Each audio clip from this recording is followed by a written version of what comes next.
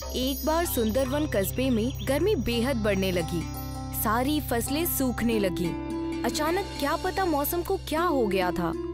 इस बार बरसात के मौसम में भी आसमान से एक भी बूंद पानी नहीं टपकी। सुंदरवन कस्बे के सारे लोग बेहद परेशान थे। आखिरकार इन्हें पानी के लिए दर दर भटकना पड़ रहा था। पता नहीं इस बार इंद्रदेव हमसे क्यों नाराज हैं। बरसात का मौसम खत्म होने वाला है, फिर भी आसमान में कहीं भी काले बादल नहीं नजर आ रहे। मुझे तो लगता है हमारे प्यारे से सुंदरवन गांव को किसी की नजर लग गई है, तभी ये सब हो रहा है। नहीं तो आज तक ऐसे हालात कभी भी देखने को नहीं मिले थे। मैं तो जब भी सुंदरवन कस्बे का नाम लेती हूँ तो मुझे वो प्यारे प्यारे सुंदर फूल, मन को मोहने वाले नजारे याद आते हैं।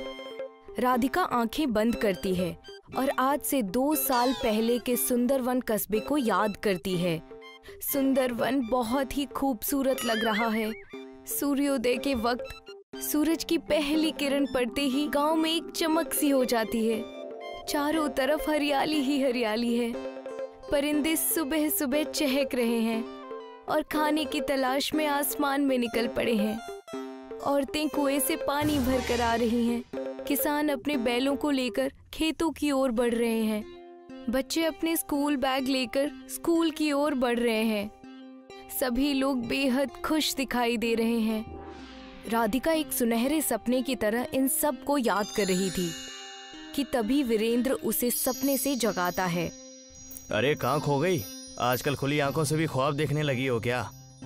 सपना नहीं देख रही थी, आज से 2 साल पहले के सुंदरवन को याद कर रही थी।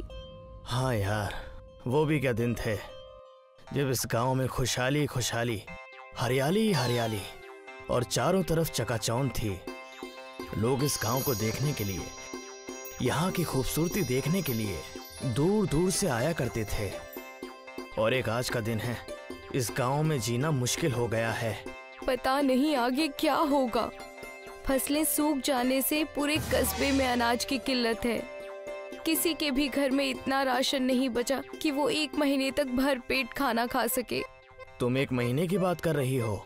हमारे घर में तो ऐसी हालत है कि 1 हफ्ते तक का राशन भी ठीक से नहीं बचा है। मुझे ही पता है कैसे मेरे अब्बू और अम्मी खुद को भूखा रखकर हमारा पेट भर रहे हैं। हे मालिक, हमारी मदद कीजिए, नहीं तो भूख के कारण हमारा ये सुंदरवन शमशान घाट में तब्दील हो जाएगा। मुझे लगता है हमें इस परेशानी को दूर करने के लिए हमें अपने गांव में एक हवन करवाना चाहिए। हाँ, यही सही रहेगा। वीरेंद्र और राधिका कस्बे में जाकर सभी लोगों को हवन के बारे में बताते हैं। सूखे की परेशानी को देखते हुए सभी लोग हवन के लिए तैयार हो जाते हैं। गांव में भगवान के मंदिर के सामने एक बहुत बड़ा हवन किया जाता है। हवन खत्म होने पर इस कस्बे में एक साधु बाबा आते हैं। भिक्षाम देहि माहि। साधु बाबा एक एक करके सबके दरवाजे पर जाते हैं। हे माई, ये साधु कई दिनों से भूखा है, कुछ खाने के लिए दे दो। बाबा, घर में तो कल रात से चूल्हा नहीं जला है। मैं एक दिन छोड़कर एक दिन खाना बनाती हूँ क्योंकि घर में उतना राशन ही नहीं है।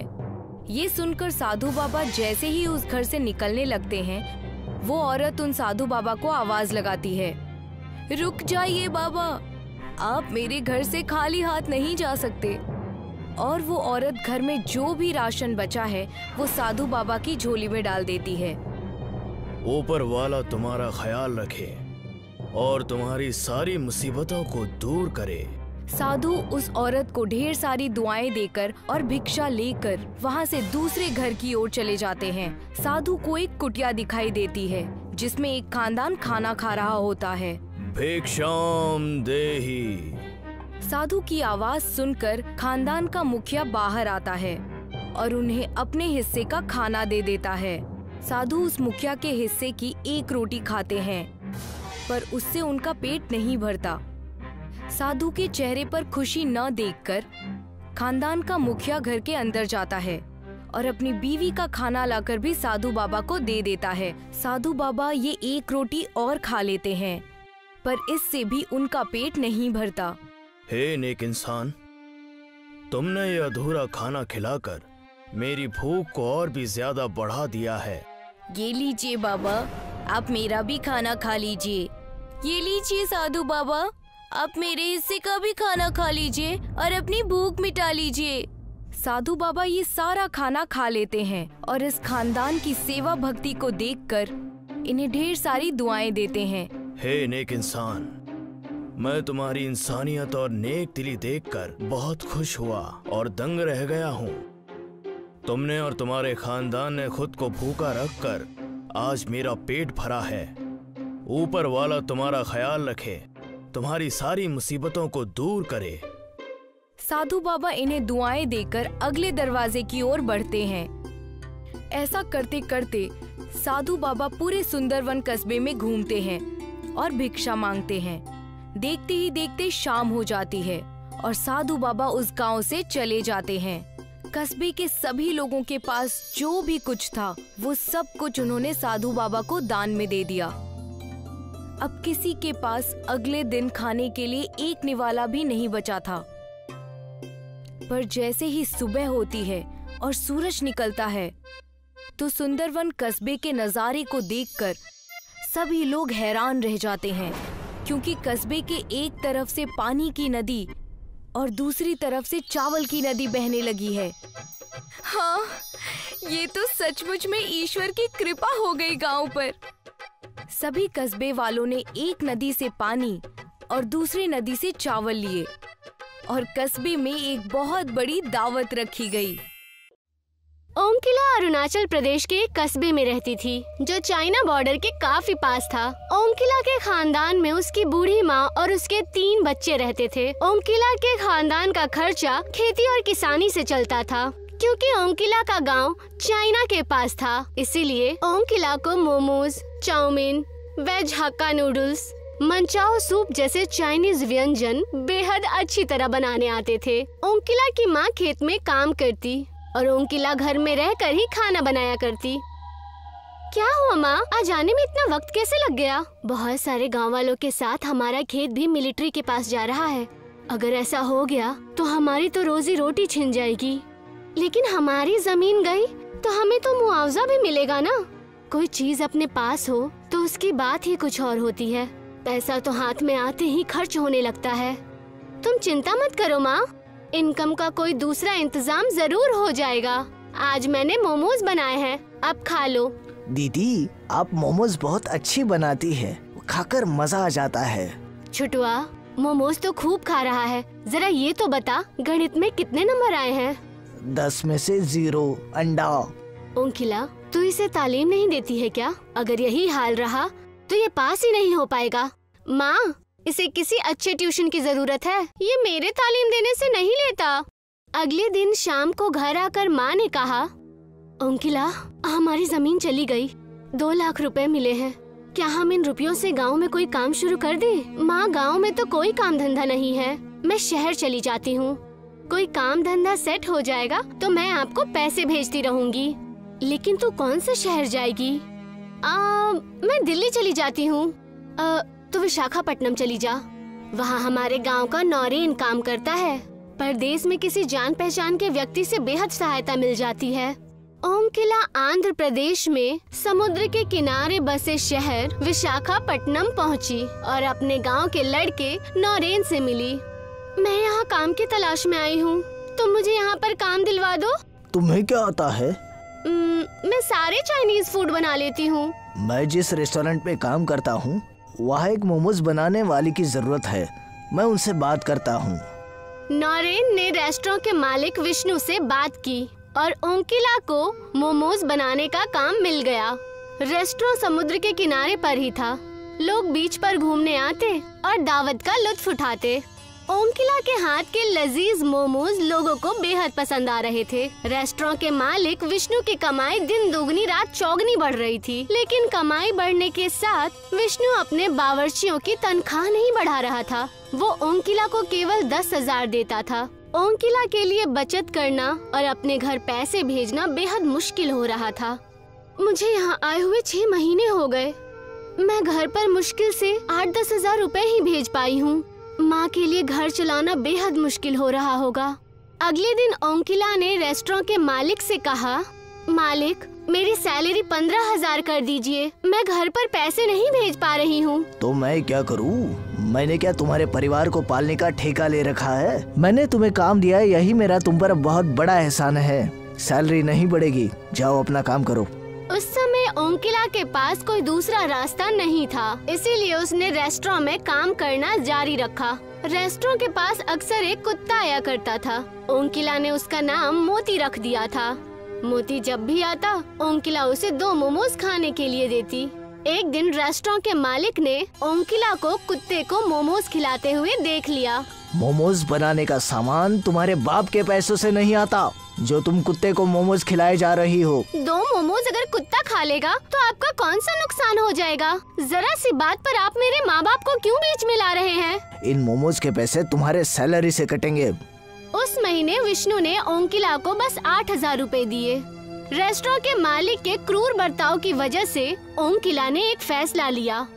ओंकिला ने नौरेन से कहा, मैं यहाँ पर काम छोड़ रही हूँ, अब मैं अपना खुद का बिजनेस स्टार्ट करूँगी। लेकिन उसके लिए तुम्हें काफी सारा सामान खरीदना होगा और एक काउंटर भी चाहिए होगा जिस पर रखकर तुम मोमोज बेच सको।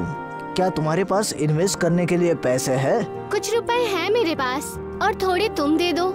ओंकिला ने समुद्र के किनारे एक काउंटर पर अपने मोमोज बेचना शुरू कर दिए। अब विष्णु के रेस्टोरेंट पे कम लोग ही मोमोज खाने जाते। बीच पर घूमने वाले ज्यादातर लोग ओंकिला के मोमोज खाते। ओंकिला अब लगभग 20,000 रुपए महीने कमाने लगी थी।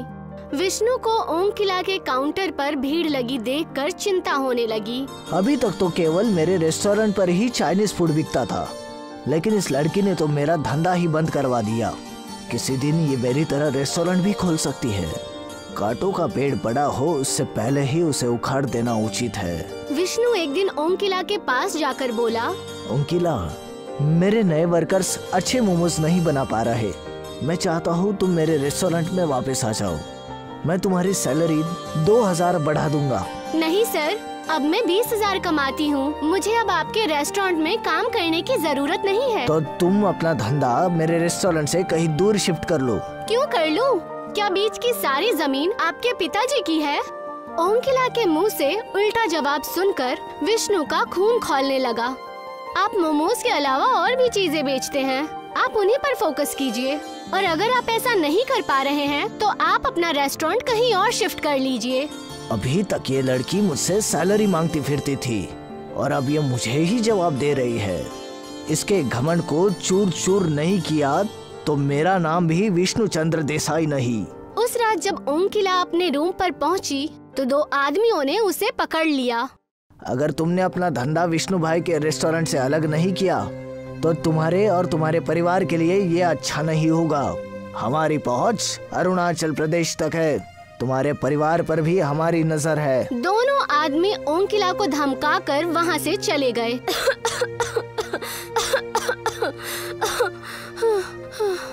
ओंकिला को बेहद देर बाद सांस आई। उसने अपनी माँ को फोन लगाकर सारा मसला कह सुनाया। तू डरना मत बेटी, यहाँ कोई हमारा कुछ नहीं बिगाड़ सकता। तू अपना धंधा जारी रख। तू इसी समय पुलिस के पास जा। ओंकिला ने पुलिस के पास जाकर शिकायत की। पुलिस विष्णु के पास पहुँची। विष्णु भाई, आप यहाँ के इज्जतदार इंसान हैं। क्या आप किसी की जान लेकर हत्यारा बनना चाहते हैं? नहीं नहीं इंस्पेक्टर साहब, किसी की जान लेने का मेरा कोई इरादा नहीं है। मैं तो सिर्फ उस लड़की को डराना चाहता था। इस तरह डराने धमकाने वाले काम मत कीजिए, वरना आपके लिए मुश्किल खड़ी हो जाएगी। उस लड़की को अपना बिजनेस करने दीजिए। पुलिस के वहाँ से जाने के बाद विष्णु सोचने लगा, बल से काम नहीं चलेगा, मैं फंस जाऊंगा। दिमाग से काम लेना होगा। कुछ दिनों बाद ओंकिला के पास एक लड़की आई। हेलो मैम, मैं हिंदुस्तान पे कंपनी की तरफ से आई हूँ। प्लीज आप हमारा कोड स्कैनर लगवा लीजिए। इसके तो पैसे जाएंगे, ये फ्री है। आप मुझे अपना मोबाइल दीजिए, मैं आपका अकाउंट इससे लिंक कर देती हूँ। बहुत सारे कस्टमर ऑनलाइन पेमेंट की मांग किया करते थे, इसीलिए ओंकिला ने सोचा कि उसे स्कैनर लगवा ही लेना चाहिए। ओंकिला ने अपना मोबाइल उस लड़की को दे दिया। वो लड़की एक हैकर थी जिसे विष्णु ने भेजा था। लड़की ने ओंकिला के बैंक अकाउंट से सारे पैसे निकाल लिए। ये लीजिए, हो गया। अगले दिन ओंकिला जब अपने एटीएम से पैसे निकालने पहुंची तो उसे पता चला कि उसके बैंक अकाउंट में एक भी पैसा नहीं है। ओंकिला तुरंत बैंक गई और उसने अपने अकाउंट के बारे में पूछताछ की। बैंक में उसे बताया गया कि वो ऑनलाइन धोखाधड़ी की शिकार हो गई है। ओंकिला समझ गई कि हिंदुस्तान पे वाली लड़की ने उसे धोखा दिया। ओंकिला ने पुलिस स्टेशन में उस लड़की की रिपोर्ट लिखाई, लेकिन उस लड़की का कहीं भी पता नहीं चला। उधर विष्णु ने ओंकिला का काउंटर भी चोरी करवा दिया, जिसमें ओंकिला अपना सारा सामान रखा करती थी। ओंकिला के पास अब ना तो इन्वेस्टमेंट के लिए पैसे थे और ना ही खाना बनाने का सामान। वो रोती हुई नौरेन के पास पहुंची। मैं लुट गई नौरेन। क्या हुआ ओंकिला, तुम रो क्यों रही हो? ओंकिला ने नौरेन को सारा मसला कह सुनाया। क्या तुम मुझे 10,000 रुपए दे सकते हो? नौरेन 2 दिन पहले ही गांव से लौटा था। मुझे माफ कर देना ओंकिला, मैं परसों ही अपने बहन की शादी करके लौटा हूँ। मेरे सारे पैसे उसमें ही खर्च हो गए। ओंकिला बीच पर बैठकर रोने लगी। तभी वहाँ वही कुत्ता मोती आया, जिसे वो मोमोज खिलाया करती थी। आज मेरे पास तुम्हें खिलाने के लिए कुछ भी नहीं है, पूरी तरह से बर्बाद हो चुकी हूँ। मोती अचानक एक देवता में बदल गया। मैं समुद्र का देवता वरुण हूँ और कुत्ते के रूप में बीच पर टहलकर लोगों की परीक्षा लेता हूँ। आपने मुझे दर्शन क्यों दिए? मैं तो कभी पूजा पाठ भी नहीं करती। भगवान हमेशा किसी जीवित प्राणी के रूप में ही परीक्षा लेने आते हैं। वरुण ने ओंकिला को कुछ बीज दिए। इन बीजों को समुद्र के रेत पर फैला देना। इनसे जो पौधे निकलेंगे उन पर मोमोज आएंगे, जिन्हें सब बस तुम ही अलग कर पाओगी। इतना कहकर समुद्र देव वहाँ से गायब हो गए। ओंकिला ने बीजों को बीज पर डाला और अगले ही दिन उनमें से पौधे निकल आए, जिन पे मोमोज के फल लगे हुए थे। ओंकिला ने मोमोज को तोड़कर एक टोकरी में रखा और मोमोज बेचने लगी। उन मोमोज में वही स्वाद था जो ओंकिला के हाथों से बने मोमोज में होता था। विष्णु को जब पता लगा कि ओंकिला ने बीज पर मोमोज के पौधे उगाए हैं, तो वो रात में मोमोज के पौधे तोड़ने पहुंच गया। विष्णु ने एड़ी चोटी का जोर लगाया, लेकिन ना एक भी मोमोज टूटा और ना ही एक भी पौधा जमीन से बाहर निकला। विष्णु बाजार जाकर जहरीले कीटों वाली दवाई ले आया, जो फसल को नष्ट कर देते हैं। उसने मोमोज के पौधों पर कीड़ों को छिड़क दिया। अब आएगा मजा। लेकिन तभी एक तेज समुद्र की लहर आई और उसने सारे मोमोज के पौधों से कीड़ों को साफ कर दिया। विष्णु एक दरख्त के दुकान में जाकर ढेर सारा दरख्त उठा ले आया और उसने दरख्त को मोमोज के पौधों पर रख दिया और फिर उसने उन सारे दरख्तों पर पेट्रोल छिड़ककर आग लगा दी। विष्णु को लगा कि अब काम बन जाएगा, लेकिन तभी बीच पर जोरदार बारिश होने लगी और आग बुझ गई। बारिश को भी अभी आना था। तभी वहाँ पर नौरेन आ गया। ये सब आप क्या कर रहे हैं मालिक? ओंकिला ने मुझे बताया था कि ये मोमोज किसी देवता के वरदान हैं। कोई इनका कुछ नहीं बिगाड़ सकता। मैं नास्तिक हूँ, मुझ पर इन देवताओं और वरदानों की बातों का कुछ असर नहीं होगा। मैंने अपने जिंदगी में सब कुछ अपनी मेहनत से हासिल किया है और मैं तुम्हें ओंकिला की फ्री के मोमोज को तबाह करके दिखाऊंगा। तभी ओंकिला वहाँ आ गई। विष्णु सर, आप मेरे मोमोज के पौधों को कोई नुकसान मत पहुँचाइए, वरना मैं फिर से पुलिस के पास जाकर आपकी कंप्लेन कर दूंगी। अगर ये बार बार पुलिस के पास गई तो मेरी तो इमेज खराब हो जाएगी। अभी तो यहाँ से चले जाना ही ठीक होगा। तुम गलत समझ रही हो ओंकिला, मैं तो बस यहाँ इन मोमोज को देखने आया था। अगर तुम्हें कोई परेशानी है तो मैं यहाँ से चला जाता हूँ। नौरेन, तुम मेरे साथ आओ। विष्णु नौरेन को साथ लेकर अपने घर पहुँचा। नौरेन, तुझे मेरा एक काम करना है। कैसा काम सर? तू अपने गाँव जा और किसी तरह ओंकिला की माँ और उसके भाइयों को बीमार कर दे। अगर वो बीमार पड़ गए तो ओंकिला को उनकी देखभाल के लिए घर वापस जाना पड़ेगा और इसी तरह ओंकिला रास्ते से हट जाएगी और तुझे मैं इस काम के 50,000 दूंगा और अगर तूने इनकार किया तो मैं तुझे नौकरी से निकाल दूंगा। नौरेन मुसीबत में पड़ गया। उस रात वो सो नहीं पाया। हे भगवान, मैं क्या करूं? मैं नौकरी नहीं छोड़ सकता, नहीं तो मेरे बच्चे भूखे मर जाएंगे। मेरे पास इस काम को पूरा करने के अलावा और कोई चारा नहीं है। आगे जो होगा देखा जाएगा। आखिर मैं ये पाप खुद से तो नहीं कर रहा, मैं तो बस मजबूरी में कर रहा हूँ। भगवान मुझे माफ करना। नौरेन अपने गांव गया और ओंकिला के घर मिठाई का डब्बा लेकर पहुँच गया। ओंकिला की माँ नौरेन की मौसी लगती थी। मौसी, मैंने नई मोटरसाइकिल खरीदी है, इसकी मिठाई लेकर आया हूँ। ओंकिला की माँ नौरेन पर बेहद यकीन करती थी। बेहद खुशी की बात है बेटा। और सुनाओ, घर पर सब कुछ अच्छा तो है ना? और ओंकिला कैसी है? घर पर सब कुछ अच्छा है और ओंकिला की भी अच्छी कमाई हो रही है। आपकी बेटी बहुत मेहनती है, ऐसी बेटी किस्मत वालों को मिलती है। कुछ देर बातें करने के बाद नौरेन वहाँ से चला गया। ओंकिला की माँ और उसके भाइयों ने मिठाई खा ली। उन चारों को बुखार आ गया और वो चारों बुरी तरह बीमार पड़ गए। ओंकिला को अपने परिवार की देखभाल के लिए घर लौटना पड़ा। अब मुझे कोई डर नहीं। इन पौधों को उखाड़ नहीं सकते, लेकिन खत्म जरूर कर सकते हैं। विष्णु एक रोड रोलर ले आया और उसने रोलर को पौधों पर चढ़ा दिया, लेकिन उससे भी पौधों का कुछ नहीं बिगड़ा। रोलर ऊपर से गुजर जाने के बाद पौधे फिर से वैसे ही खड़े हो गए। विष्णु गुस्से से पागल हो गया। उसे सामने वही कुत्ता मोती दिखा। विष्णु ने अपना गुस्सा कुत्ते के ऊपर निकालना चाहा। आज मैं इस कुत्ते को जिंदा नहीं छोड़ूंगा। विष्णु कुत्ते पर रोड रोलर चढ़ाने ही वाला था कि तभी कुत्ता समुद्र देव में बदल गया और समुद्र देव ने विष्णु को रोलर सहित उठाकर समुद्र के बीचों बीच फेंक दिया। बचाओ बचाओ, मुझे तैरना नहीं आता, कोई मुझे बचाओ। समुद्र देव उसके पास जाकर बोले, मैं तुम्हें बचा सकता हूँ, लेकिन पहले मुझे वचन दो कि ओंकिला के काम में कोई बाधा उत्पन्न नहीं करोगे।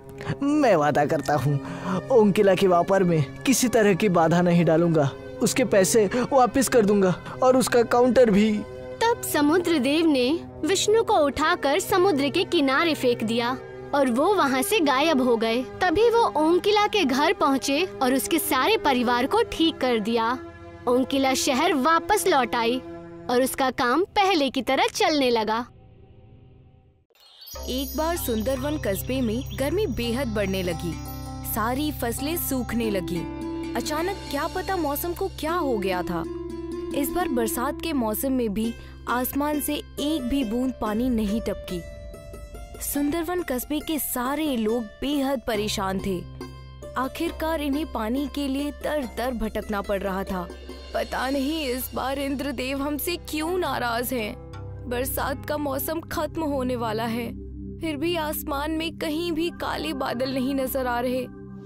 मुझे तो लगता है हमारे प्यारे से सुंदरवन गांव को किसी की नजर लग गई है, तभी ये सब हो रहा है। नहीं तो आज तक ऐसे हालात कभी भी देखने को नहीं मिले थे। मैं तो जब भी सुंदरवन कस्बे का नाम लेती हूँ तो मुझे वो प्यारे प्यारे सुंदर फूल, मन को मोहने वाले नजारे याद आते हैं।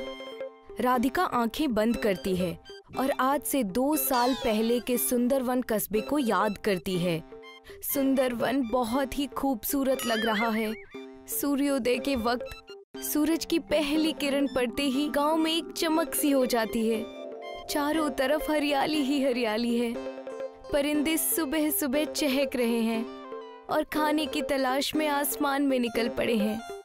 औरतें कुएं से पानी भर कर आ रही हैं। किसान अपने बैलों को लेकर खेतों की ओर बढ़ रहे हैं। बच्चे अपने स्कूल बैग लेकर स्कूल की ओर बढ़ रहे हैं। सभी लोग बेहद खुश दिखाई दे रहे हैं। राधिका एक सुनहरे सपने की तरह इन सब को याद कर रही थी कि तभी वीरेंद्र उसे सपने से जगाता है। अरे कहाँ खो गई? आजकल खुली आंखों से भी ख्वाब देखने लगी हो क्या? सपना नहीं देख रही थी, आज से 2 साल पहले के सुंदरवन को याद कर रही थी। हाँ यार, वो भी क्या दिन थे जब इस गांव में खुशहाली खुशहाली, हरियाली हरियाली और चारों तरफ चकाचौंध थी। लोग इस गांव को देखने के लिए, यहाँ की खूबसूरती देखने के लिए दूर दूर से आया करते थे। और एक आज का दिन है, इस गांव में जीना मुश्किल हो गया है। पता नहीं आगे क्या होगा। फसलें सूख जाने से पूरे कस्बे में अनाज की किल्लत है। किसी के भी घर में इतना राशन नहीं बचा कि वो 1 महीने तक भर पेट खाना खा सके। तुम 1 महीने की बात कर रही हो? हमारे घर में तो ऐसी हालत है कि 1 हफ्ते तक का राशन भी ठीक से नहीं बचा है। मुझे ही पता है कैसे मेरे अब्बू और अम्मी खुद को भूखा रखकर हमारा पेट भर रहे हैं। हे मालिक, हमारी मदद कीजिए, नहीं तो भूख के कारण हमारा ये सुंदर वन शमशान घाट में तब्दील हो जाएगा। मुझे लगता है हमें इस परेशानी को दूर करने के लिए हमें अपने गांव में एक हवन करवाना चाहिए। हाँ, यही सही रहेगा। वीरेंद्र और राधिका कस्बे में जाकर सभी लोगों को हवन के बारे में बताते हैं। सूखे की परेशानी को देखते हुए सभी लोग हवन के लिए तैयार हो जाते हैं। गांव में भगवान के मंदिर के सामने एक बहुत बड़ा हवन किया जाता है। हवन खत्म होने पर इस कस्बे में एक साधु बाबा आते हैं। भिक्षाम देहि माहि। साधु बाबा एक एक करके सबके दरवाजे पर जाते हैं। हे माई, ये साधु कई दिनों से भूखा है, कुछ खाने के लिए दे दो। बाबा, घर में तो कल रात से चूल्हा नहीं जला है। मैं एक दिन छोड़कर एक दिन खाना बनाती हूँ, क्योंकि घर में उतना राशन ही नहीं है।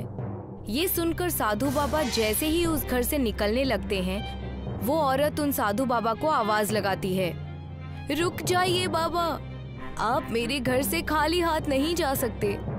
और वो औरत घर में जो भी राशन बचा है वो साधु बाबा की झोली में डाल देती है। ऊपर वाला तुम्हारा ख्याल रखे और तुम्हारी सारी मुसीबतों को दूर करे।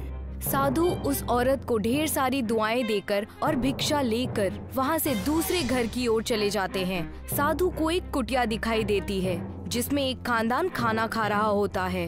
भिक्षाम देहि। साधु की आवाज सुनकर खानदान का मुखिया बाहर आता है और उन्हें अपने हिस्से का खाना दे देता है। साधु उस मुखिया के हिस्से की एक रोटी खाते हैं, पर उससे उनका पेट नहीं भरता। साधु के चेहरे पर खुशी न देखकर खानदान का मुखिया घर के अंदर जाता है और अपनी बीवी का खाना लाकर भी साधु बाबा को दे देता है। साधु बाबा ये एक रोटी और खा लेते हैं, पर इससे भी उनका पेट नहीं भरता। हे नेक इंसान, तुमने ये अधूरा खाना खिलाकर मेरी भूख को और भी ज्यादा बढ़ा दिया है। ये लीजिए बाबा, आप मेरा भी खाना खा लीजिए। ये लीजिए साधु बाबा, आप मेरे हिस्से का भी खाना खा लीजिए और अपनी भूख मिटा लीजिए।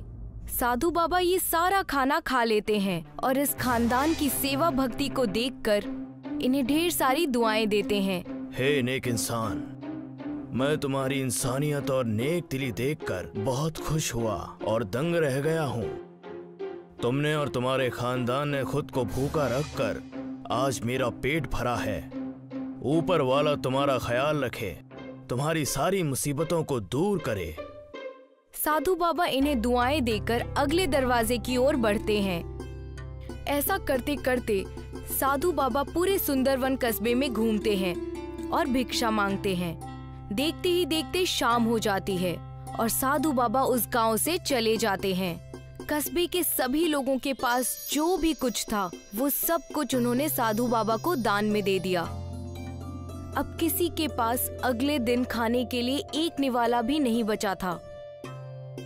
पर जैसे ही सुबह होती है और सूरज निकलता है तो सुंदरवन कस्बे के नजारे को देखकर सभी लोग हैरान रह जाते हैं, क्योंकि कस्बे के एक तरफ से पानी की नदी और दूसरी तरफ से चावल की नदी बहने लगी है।